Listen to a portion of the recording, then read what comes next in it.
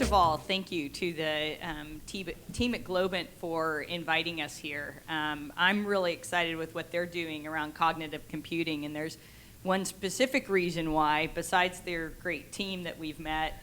The specific reason is they're using the word cognitive.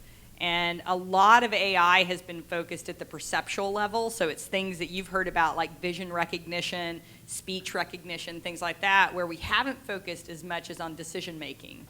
And that's one of the areas that we focus on at NARA Logics is how do we make better decisions. We're inspired by neuroscience, so we're thinking about how the brain makes these decisions. And this is where we can do things like we were talking about before, really helping airlines make better decisions and treat people like us who fly a lot a bit better. So you all know that pain.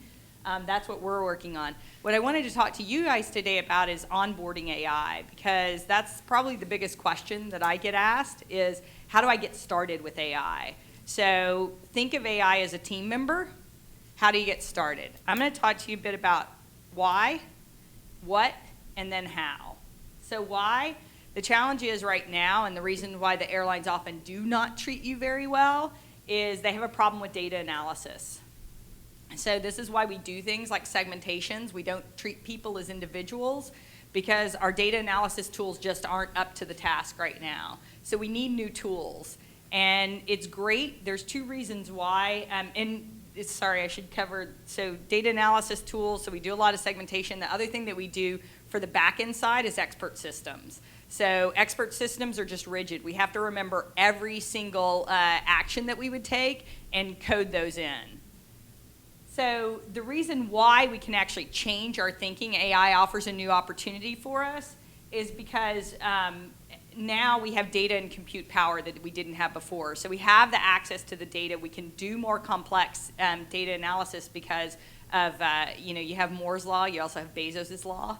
And that means that the cost of computing has dramatically, I think it's halving every 4 years, is Bezos's law. So because of the data available to us now that we didn't have before and the compute power, that's what's making AI really possible at this type level for companies.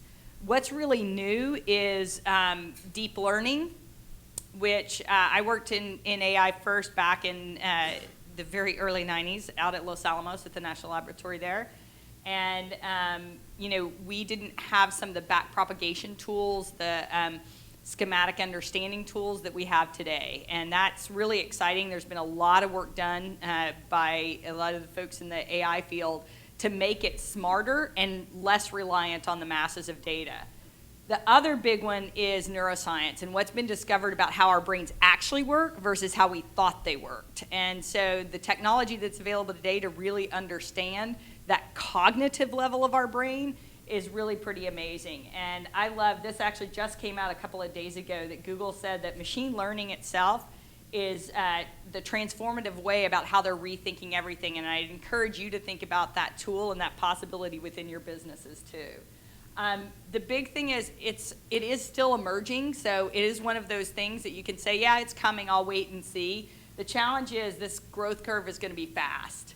So we look at it and we laugh at AI a lot, and I'm sure you've had it. I wish that I could say, hey, Siri, do my presentation, and see if she could do it better, right? Like see what she pulls out as the nuances, but she can't now. And we kind of laugh at her because she makes really dumb mistakes, and you get frustrated, why can't she do these things? And we feel like, yeah, she's at chimp level. She's going to go from chimp level to Einstein level very fast. And you need to be involved in creating and understanding AI while that's happening. We went and did this just gives you an idea. Our system connects data to each other in different ways. So how connected something is how many times it's mentioned in an area, what the important parameters of it are. And there's tons of fields. This is just a quick representation. There's tons of things going on in AI. All we did with this is we went to Wikipedia and we said, who are the top experts in AI? There were about 200 of them. And we just figured out their subfields, the companies they've worked for, the schools that they went to, the degrees that they got. And it created a very complex graph of how all of that's connected. As we did that, we learned that the supernodes of AI were MIT, Stanford, and Carnegie Mellon, with Berkeley coming a little bit lower, but in that area. We also saw that there was a strong US and non-US divide in AI. Again, things that we may have known had we gone in and studied it and done some data analysis. This happened overnight as we started looking at new ways to connect our information. We also found out the supernodes of companies. Google, what I love about this is, Bell Labs is like the granddaddy. I would say SRI is the daddy and Google's the kid. But they all show up there as supernodes. And that's because Google's really recruiting so many of the AI experts. And honestly, many of them came from or were worked under someone that came from Bell Labs. So Bell Labs was really an epicenter there. But you see how a graph can change as we learn more.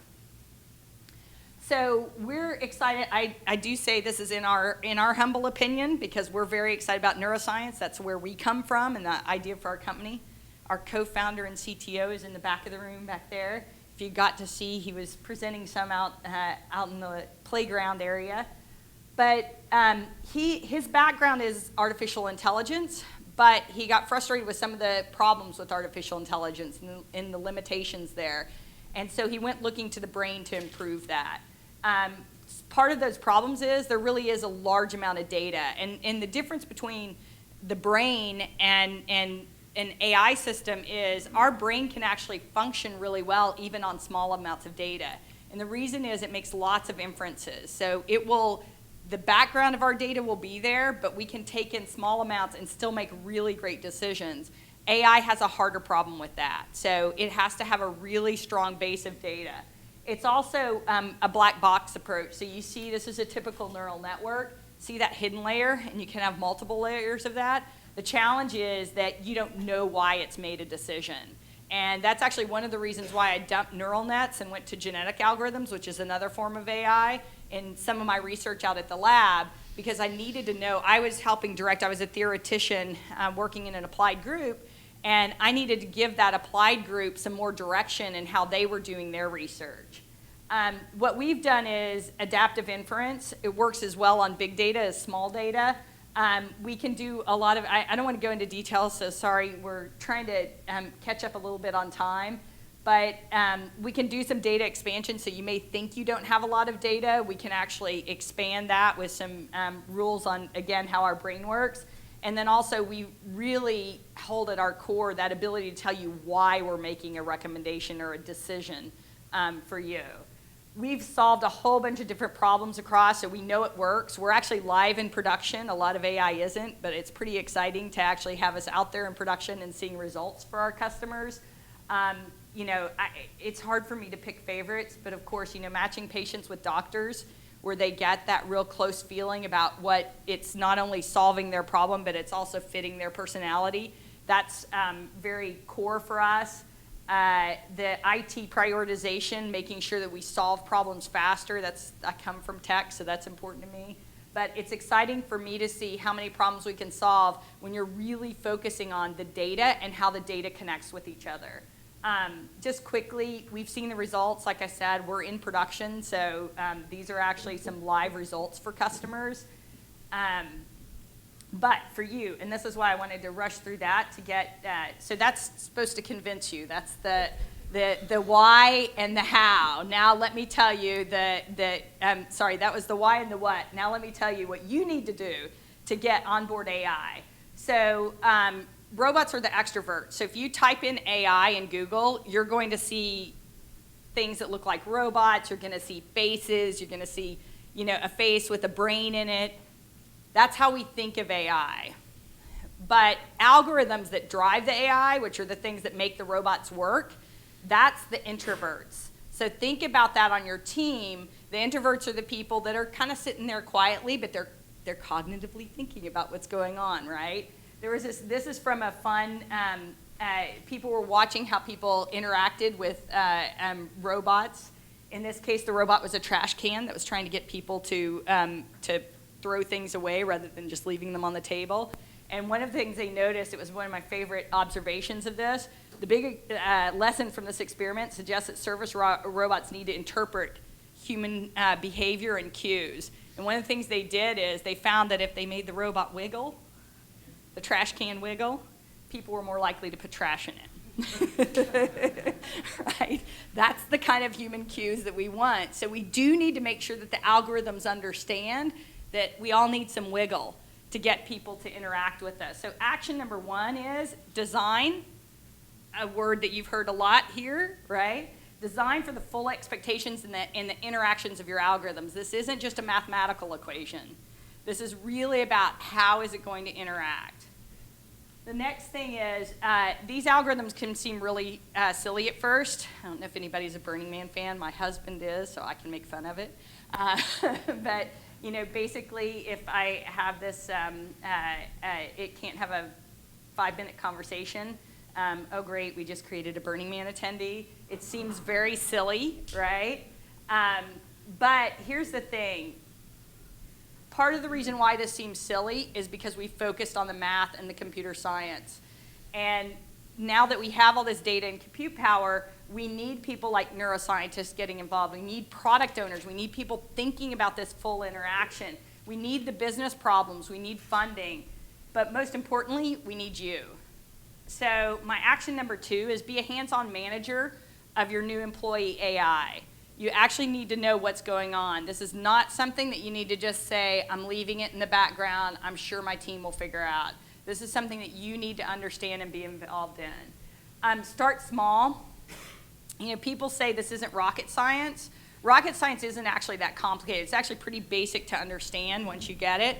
The challenge is actually a space program, right? So it's not in the rocket science, it's in the implementation. And we all know the trials and tribulations and the work that went into an excellent space program. So make sure that you start with a stepwise plan to that awesome vision of getting to the moon. So I always recommend start small. People think very big because of some of the capabilities. If you start that big, you're not able to understand it. Figure out how you can do that. And again, this is why I'm so happy that Globant's involved, because they think this way. They think in that stepwise, iterative way to get you involved in understanding what's going on. So a lot of people don't know, but when Kasparov was beat by Deep Blue, it was actually due to a bug in Deep Blue. And the reason that happened is it startled him, okay? He saw Deep Blue make a move that he didn't understand, and he said, it has to know something I don't know. It has to. So he gets all in his own brain about what he's missing, and he missed the fact that it was just a bug. So action number 4 is don't think that AI is smarter than you. It's not. Remember the first graph that I showed you? It's not there yet. That's why you need to get involved now so you understand it now, because it will get smarter than you. But do expect mistakes, especially in your data. And this is the last thing. Don't underestimate the complexity. You guys know the Roomba. That's poop. And the Roomba has spread poop all over the floor. Okay? Now, you guys may not know this, but if you don't know, dog poop smells. Right? Now, imagine that. So we've got a very simple robot that can't detect the smell of dog poop. That's where we are with AI.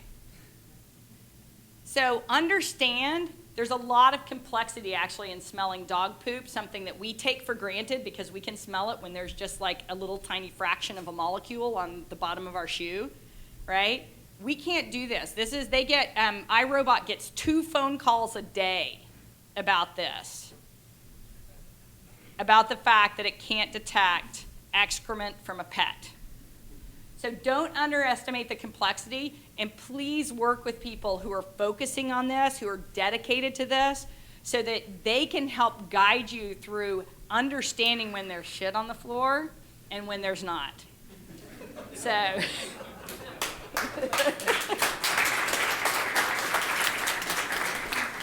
so now you know all of the tricks to onboarding the ghost in the machine, and I will turn it over. That's it. Thanks. We're going to do questions. Thank you, Jana. I told you she was smart. I mean, I don't know if you capture some things such as rocket science is not that difficult. I was a theoretician. What was I mean? I thought that was a Greek fable, and now I made one. So, Drew Johnson, he's a VP of engineering, like I said, from Aris, and he will talk about forget about mobile first, move to IoT first. Thank you. Thank you. This is on? Yeah. Yes. First of all, congratulations. I think that's going to make the quotable quotes for today. That might be in the skit later. Yeah, so I'm Drew Johnson. I'm from Aris. Aris is an IoT, Internet of Things company. We provide connectivity as a service, application data and analytics platform as a service, and then we've recently launched our connected vehicle platform. And really happy to say that we have our first Japanese OEM car company as a customer for our connected vehicle platform. We, relatively small company still, probably doubt that many of you have heard of us. We distribute our technology and our services in a few different ways. We have our Neo self-serve platform, so you can go to neo.aris.com and just sign up for some of our services. We have our direct sales team to bigger enterprises. We also distribute our technology through other operators around the world. So we're really lucky to have been relative pioneers in Internet of Things space. We have hundreds of customers. We have many millions of devices that are leveraging our platform.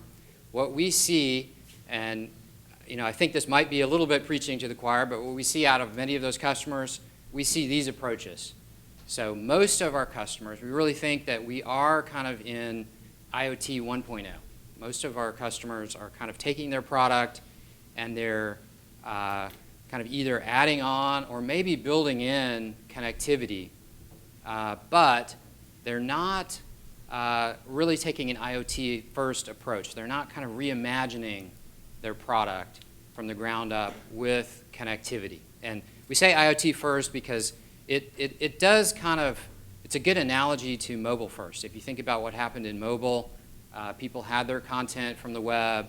They tried to repurpose that for mobile. The people that came along and reimagined their content and how they could deliver their content on mobile, a lot of those people really disrupted and took out some of those early web content providers.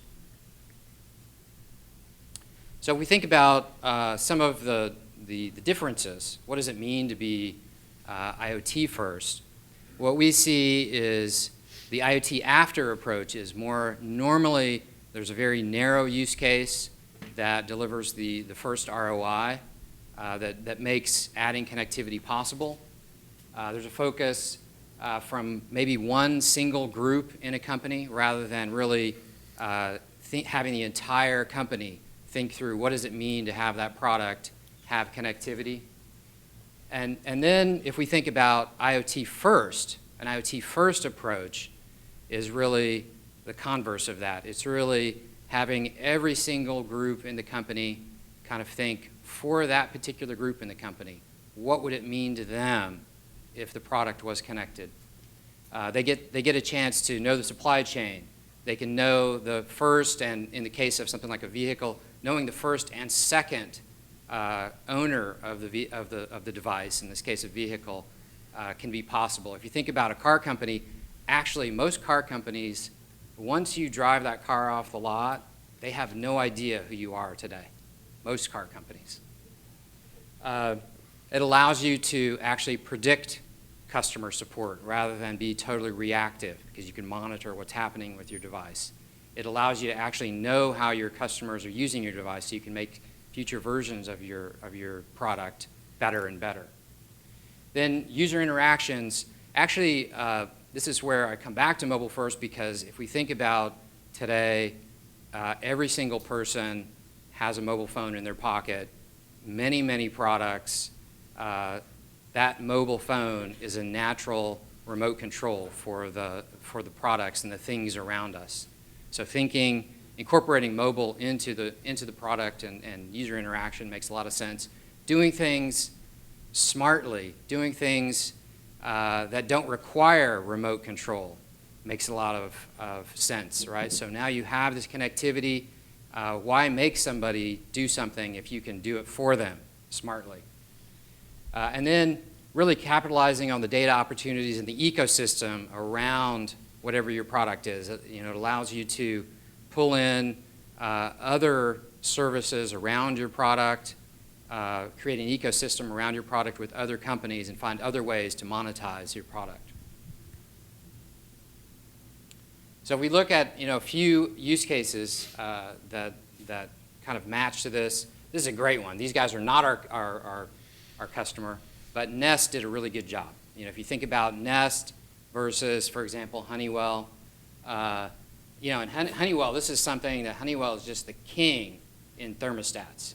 There's no reason why they wouldn't have really owned this space. But Nest came along and thought about this in a different way. They thought about, okay, if I really create this amazing user experience around the thermostat, and I'm able to do some things automatically and smartly for the customer, I can actually make money on the initial thermostat. And then they also thought about, okay, how can I actually make money around the data from that thermostat? I can connect up with these power companies.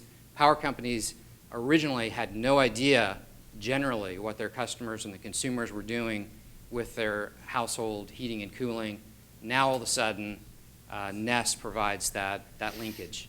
And so that they have a tremendous revenue stream coming from that.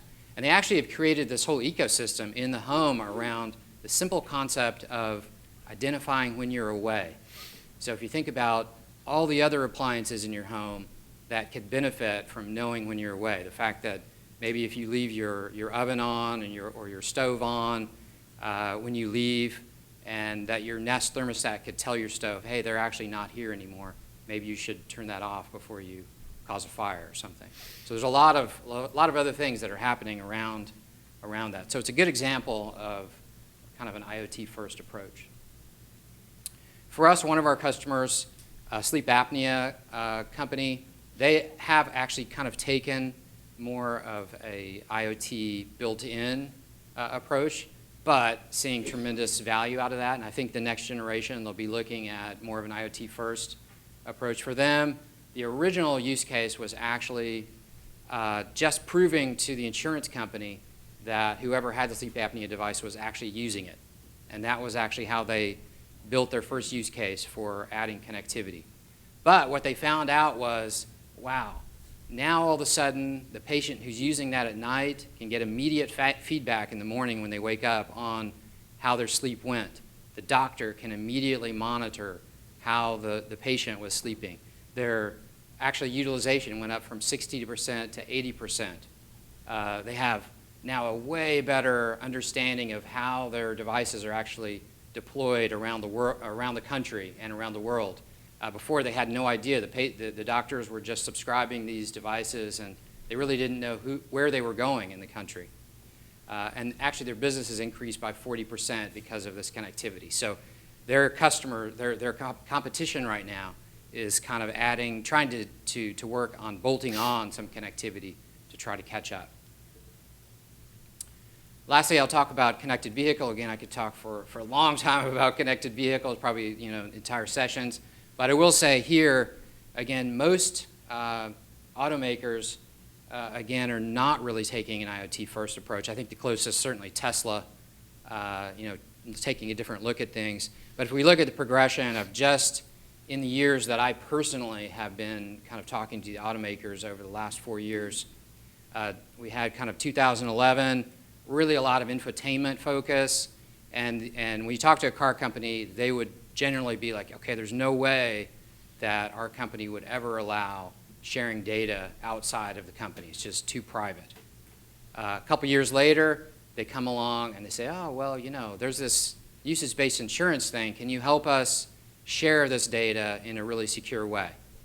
And then if we think about most recently, our most recent customer in this space, they're really kind of changing how they're thinking about things. Number one, you have Apple CarPlay and Android Auto Link, so they're taking on the infotainment aspects of the connected vehicle. And then the automaker is really starting to think more about how can they actually leverage the connectivity to make the product better? How can they learn how the user is actually using the product? How can they actually update the product to make improvements while it's in the field? These kinds of things. So I think we're really starting to see some movement in that space, and we really hope to be a big part of helping them get there.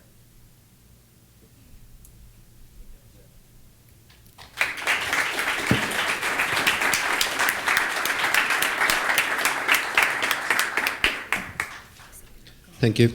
Sorry. Well, we will start with the questions. Just to break the ice, I'm going to make a few ones, and then I will jump into the public. So, first question goes to Drew. At Globant, we create journeys, experiences, and one of the purpose of the IoT Studio is actually as an enabler. Like it takes opportunities of interaction with the user, whether traditional devices cannot do it, and to model that experience and to make it the best. So my question to you is, what do you think would be the IoT pillars into creating such amazing experience? I want to empower people that are, like reluctant to the fact of including hardware to model new experiences to jump into this. So I think that, first of all, I think Globant has a really good approach to user experiences, and really starting with the end customer, starting with what they're trying to accomplish, and then working backwards rather than starting with an existing product and existing usage models. I really do think in the IoT space, I think making devices and interactions smart is really, really important. I mean, I think it really ties into the whole analytics, and I think sometimes we lose track of why are we doing analytics, right? We're trying to perform analytics to make products better, to make experiences better, to have that potential of doing things automatically and take maybe some of the drudgery out of individual interactions. And then I think mobile is a big part. And the mobile experience is a big pillar. Thank you. The next question is actually from Matthias. Matthias is from my team and goes to Jana. Can you help Netflix fix the movie recommendation engine, please? It's 5 E's actually. So, well, no kidding. So my question to you, Jana, is we had a full studio dedicated to big data, and not only to the underlying technologies of collecting data, storing data, but also the ability to be able to surface that data and to do the analysis of that data. So data science is of big importance as well. But the important thing is how you apply that knowledge into some user experience, into modifying something, into retrofitting something. So what we found is that data is never enough. So we tackle these companies that said, we are collecting a ton of data of how the user interacts with us. So we know everything, and we came to this example. This is actually not true, but it could be, and it's I think you're actually seeing the world through a small hole, and it's your system, and you're gathering data through your system. However, let's say you have an e-commerce, and you have a physical store and an e-commerce, and in the last 3 days, you've seen your digital revenue goes up like tremendously, and you think about immediately and say, you know what, it's the new promotion we just launched. But you know what? It wasn't that. It was that it was raining, so people weren't leaving their houses. So what do you think about interoperability? How different systems can actually operate with others, collecting data that it's relevant to our business, but it's not within the scope of our business? Right. So first of all, yes, Matthias, we can fix Netflix. So you guys provide us the intro, and we'll get it done. No problem. I can go much more detail, anybody that's interested in why those, we have a whole recommendation fail presentation because of that. But you know, to your question about thinking about the data differently, there's really two reasons that drove some of these analyses going awry, as you point out, which is one's political. People in corporations don't like to share data, so the in-store people and the e-commerce people, for most of the time that they've been together, have hated each other. So they're not like grumpy old men in that they like to be together and complain about each other. It's that they won't even talk to each other. So they come together with their guns drawn. And so there's that political side. That's changing a lot. There's a lot of companies that have the stores and the e-commerce, and they're really understanding that the customer wants them to be together. So that's good. But there's a lot of other places that it's still not married. So that's one. The other is the data analysis and our capabilities. So we consistently grouped data together and made it smaller so we could perform the analyses. Now that we have, you know, again, that compute power and the cost of compute power is going down, I think you're going to see even more moving to it. And so to your point, you know, incorporating the weather data can be just a complete, you know, we don't have to do something special about that. We can just have it coming in. It's there. It's sitting there able to impact the analyses and not costing us as much as it would anymore. So that's where we have a huge opportunity to actually consider data in a different way, as long as we realize we can't use it with our current tools. We've got to shift to the new tools. Thank you. Last question for Kurt. It's what would you recommend for companies that are not used to work with hardware to incorporate hardware into their system, into their ecosystems, especially for digital companies, of course? Yeah, so I mean, digital companies come at hardware not realizing usually the finality of a design. So the idea that you can fix hardware after you've shipped it is somewhat new to them, and that's that mindset that it has to be perfect when you release it for tooling is important. Another recommendation would be understand the capital involved. I think people sometimes forget that first you have to pay to engineer it, and then you don't just push a button and release it. Then you have to buy the minimum order quantity of this product, so you can end up spending millions of dollars just to stock your company, right? And that's always a surprise. And then I think the one thing that people, in Internet of Things, it's kind of funny, the technologies have maybe a 2 to 3 year lifespan, and they're putting them into products that may have a 10-year lifespan. And that's really strange, right? There's no plan to upgrade the technology. Like, how are you going to do that? And think about that. Okay, thank you. We'll jump into the audience questions.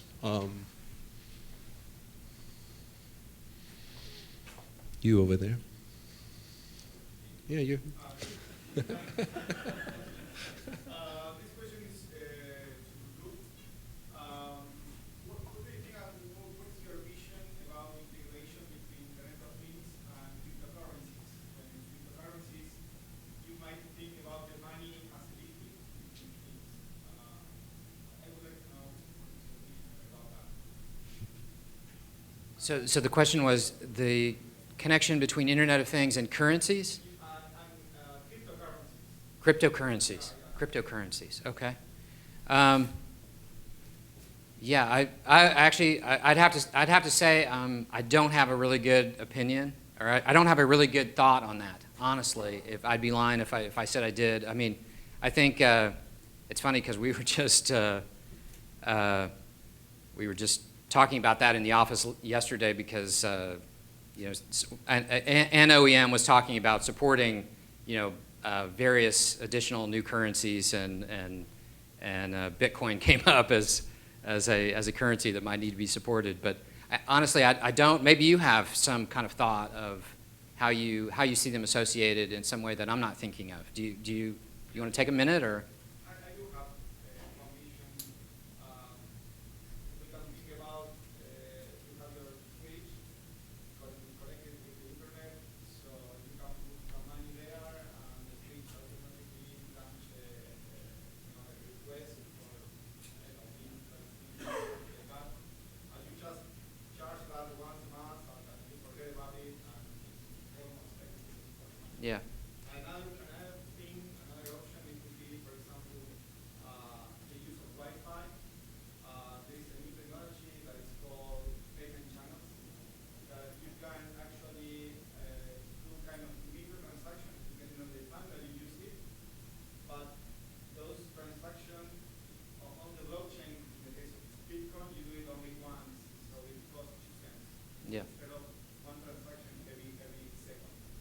I definitely do think that there's a place for, for things to, on your behalf, be, again, it's part of the intelligence of, why doesn't your car just pay, when you park in a space, why doesn't your car just pay for that space? Or, if you drive into a parking garage or whatever, all those kinds of things, definitely a room for that, whether that's, cryptocurrency, other mechanisms, definitely that's going to happen, and it makes sense that would happen. So. Thank you. Ari, is that you, Ari? Yes, Yeah. hi. This is for all the panelists. The traditional or the most prevalent IoT that we see today is more on the industrial side, where it's more about the things or the sensors that are used to enhance or replace humans in controlling different processes. Now, when we go to consumer products, I think that today we see a lot of focus on these things. Oh, I have this cool gadget or this Google Glass. What can we do with it? And how do you see changing the focus from the things to the experience and the humans that are going to be using this? And then the things become the vehicle to the experience and not the way it is today. I totally agree. I mean, like what you said about wearables or sort of Internet of Things 1.0, I don't think we've found like this killer app yet. I mean, Nest does some cool things where if your smoke alarm goes off, your light might turn on. That kind of interaction is neat. But I think I mean, we're at CCA, right? I think it's time for designers to start thinking about these things and show us the really interesting ways we can use these. I think there's a lot of data out there and a lot of products that are smart, sitting alone. They're sitting alone. They don't know what other product to talk to. I would agree. I just add one thing. So what we're seeing from the IoT side is it's really about failure and maintenance states. And I think that actually translates really well into consumer and being proactive with your consumers, noticing something's wrong, to the point about these, the IoT components are really geared to, they're putting in something that's going to last 10, 15 years, and they're lasting 2. So I do think there's going to be more around that we can see that actually does translate and takes that leadership of the IoT side. The last thought I have on that is I actually love, first of all, I spend all my time thinking about Internet of Things. I think about every room I go into, I always think about, what's the value of connecting every little thing in the room. But I think to your point, that value is pretty limited if it's each discrete thing. It becomes so much more interesting and valuable if you can have these groups of things and self-forming groups of things, like, if you think about all the chairs in here, or, all of the things in a factory that are kind of nearby and associated. So that's a definitely, I don't even know that's a 2.0 thing, maybe a 3.0 thing in the Internet of Things. Our designer friend there. So we heard a lot of positive things about the connectivity and the sensor and data analysis. I was wondering about at what point will it feel like we are spied? For example, Walmart can predict if a woman is pregnant by what she's buying, and how can we teach the customer that we don't want to spy or use them, that we want to help them? I mean, we talk about this a lot and talk with our customers about it a lot. So it's a great example that it was Target that sent the 16-year-old coupons, it's how you design what you're trying to do, and keeping that in mind and not going on autopilot to say anybody that's buying this is what we'll do. It's thinking about what all's happening there, and people don't mind sharing their data with you if they know there's some benefit. When they feel like you're just doing it to take advantage of them, that's where they have a challenge. And that's why you saw on my slide, I actually said ethicists and having ethicists involved, That's someone that's thinking about and really staying on top of this idea of what are we actually trying to do, because we do get wrapped up. We get kind of confused with what our objective is. Someone said that earlier. We get excited about the technology and we're trying to promote the technology, and we forget that every time we promote that technology, we're having an impact on the user, and we need to think about that being a positive one. So I think it's design, it's getting more people involved with it, and it's really understanding what the benefit to the person is. I have one last question. Well, two last questions, actually. The lady was the first, actually. Yeah.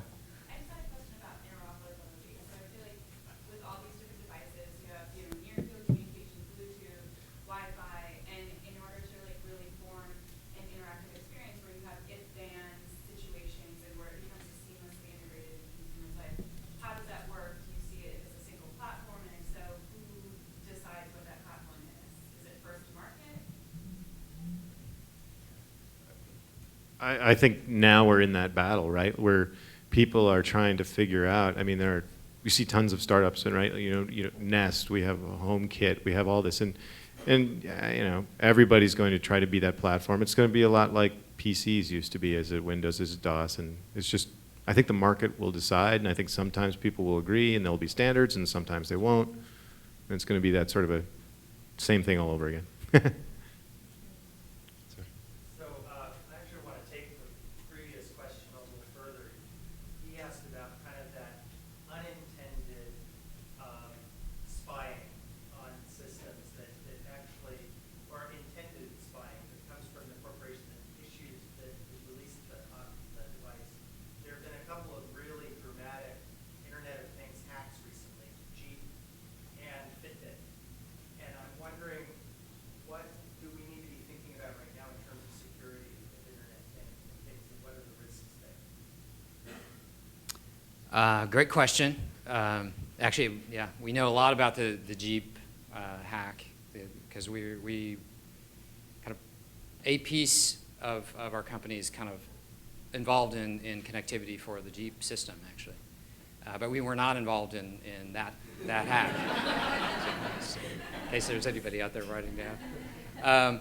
But it's a great question, and I think now there are like hearings going on in Washington and laws being passed, and actually companies like us are spending tons of time looking at security, and that's a kind of attention. I think if we think about there's security, like transport security and access security, like for the Jeep hack, and I think a lot of those things are going to get, there'll be the arms race that there is every place else to some degree, but there's going to get a lot more attention than what there's been up to now. I do think, kind of related, because it very much relates to the other question, your data, I actually, I would love to see that at some day there's sort of like the data Bank of America. It's like if you could actually kind of own your data and have it in the bank and only allow people to access the data in your bank that you allow. I'd love to see that, and maybe that'll happen some point. I don't know what the monetization engines for creating that are, but. Yeah, I mean, maybe it's a data cooperative where you can sell that data as a group, and maybe then you own your data in that way.